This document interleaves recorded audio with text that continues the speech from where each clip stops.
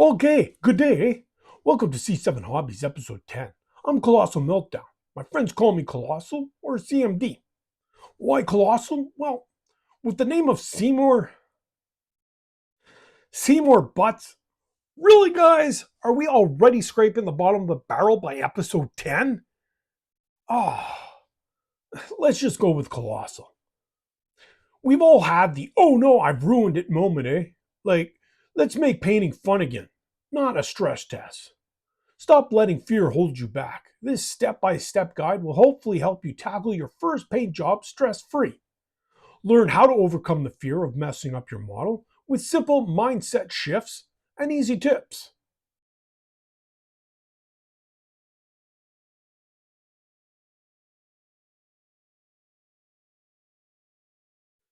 Today we're talking about the scariest thing in the hobby. No, not the cost, not the rules. Painting your first mini, eh? The fear that you're going to turn your expensive model into a big old mess. Yeah, like that time I painted a Space Marine yellow and it looked like a soggy cheese curd. Beauty. What a memory. First, we need to understand the fear. Common hobby fears: fear of messing up, fear of damaging the model, fear of wasting expensive paints, supplies, and fear of not being good enough. Okay, so first thing, the fears. We've all got them. Messing up, breaking the model, wasting the paint that you paid an arm and a hockey stick for. Many can get stuck in the analysis paralysis cycle, determining what specific techniques for a paint job, color theory usage, focal points, textures, what people will say. It becomes a self perpetuated cycle that repeats itself. Never good for those of us that ruminate or have mental blocks already. So, why do we feel this way? Well, perfectionism from seeing pro painted minis online, comparing your first steps to others' 10 years' skills, the skunk cost feeling after buying an expensive kit, and the feeling of not being able to, use those certain techniques in practice. And where do these fears come from? Two things, eh? Perfectionism. We all see these pros online, on YouTube and Instagram. You're comparing your first paint job to someone's 10th year masterpiece. What you need to know is that it's you versus you. Is your second model better than your first? Good. Now, on to your third. Is your third better than your second? No. We'll find out why. What can you learn from that? What would you have done differently that needs more practice?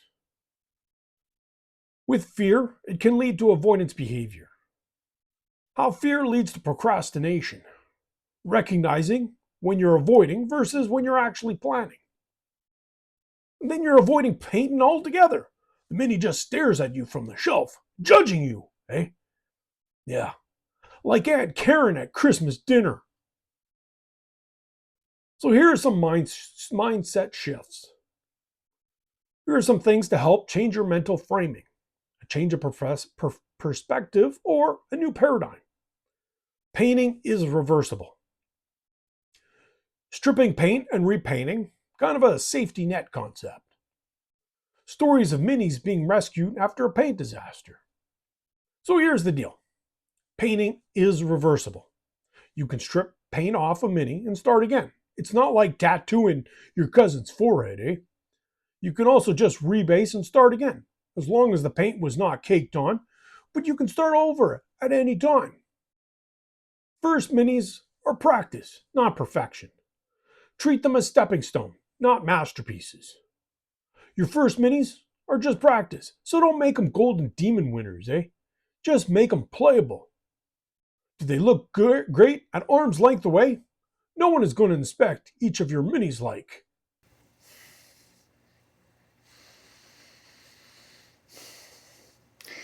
Best I can do is give you two squishies, give or take a Tuesday.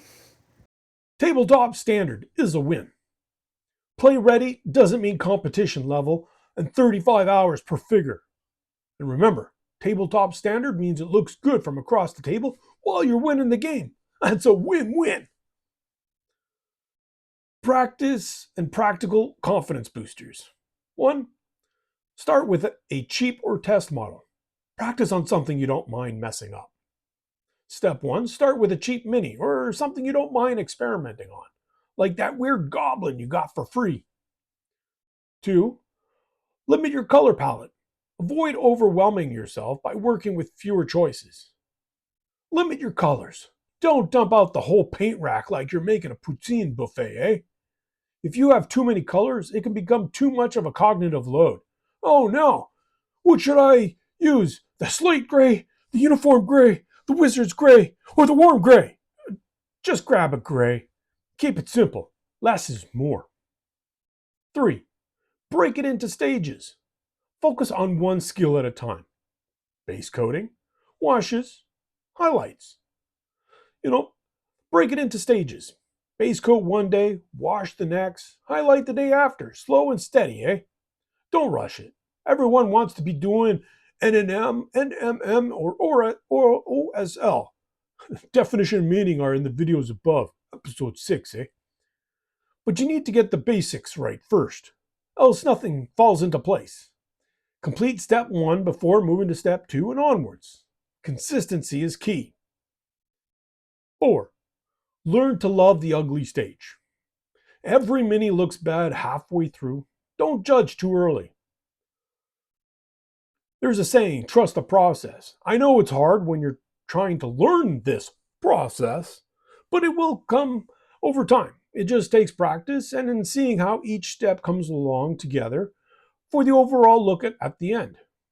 Every mini goes through this ugly stage. It's normal, eh? It's like hockey playoffs. You can't judge until the last period. Number 5. Paint along with a video or a friend. Social painting can equal less pressure. If you're still nervous, paint with a buddy or follow along with a video. Bonus, it gives you someone to blame if it turns out bad, eh? Check the video description on information about my hobby hangouts that I'll be starting and hosting.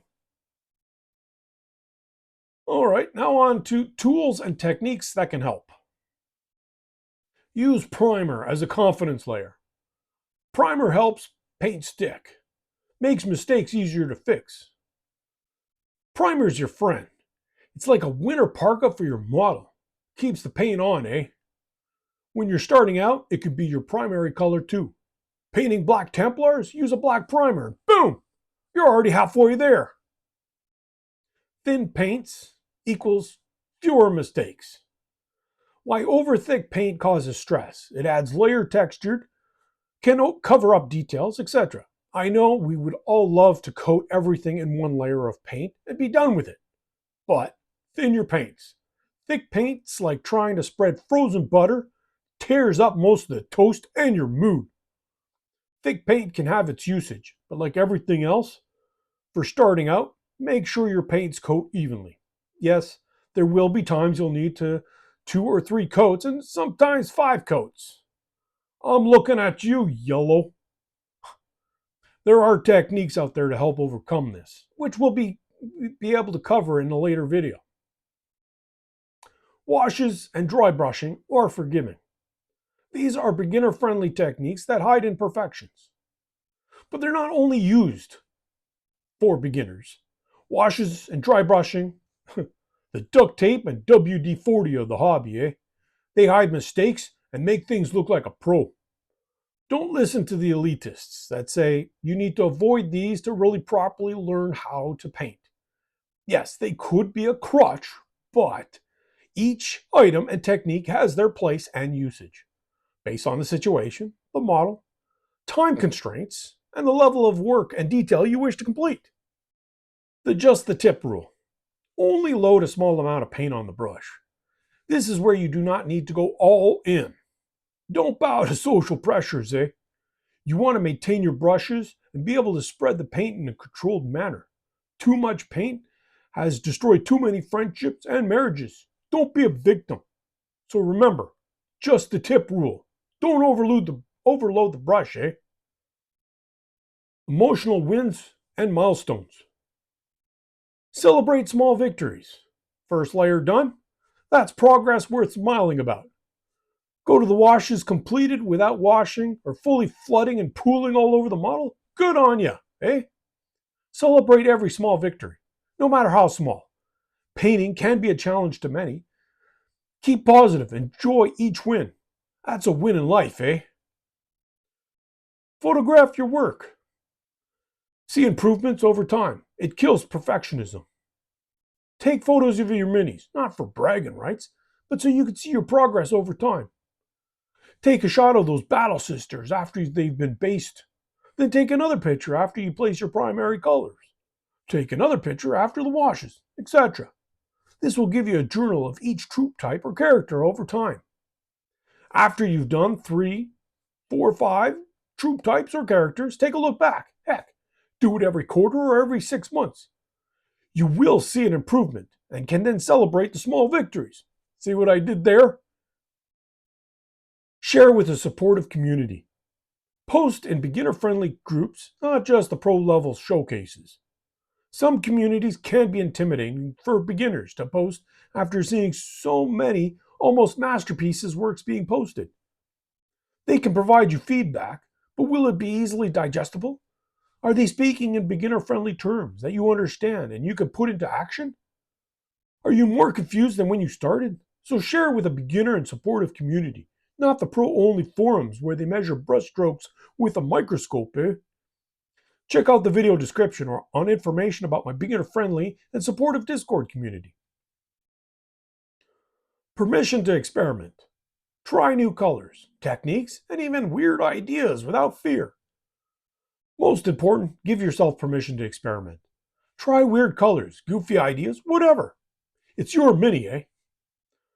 Each new mini troop type, I always try something different. If that's a new technique to try, different basing idea, or even merging of techniques to just try out, you won't learn and get better if you do not go out and push yourself. You could experiment and suddenly do something so cool that it becomes like a new hobby standard. Just think how that person felt when they first drilled their gun barrels and showed that off. So there you go. No more excuses, eh? Grab that brush and just give her. Remember, mistakes are just future funny stories for game night. Be sure to like and subscribe to not miss any future episodes. Please share any ideas in comments below. I'll read each comment. I greatly appreciate all the support. Without you, it would not be possible. Thank you. So go forth, be awesome, and paint for the paint gods.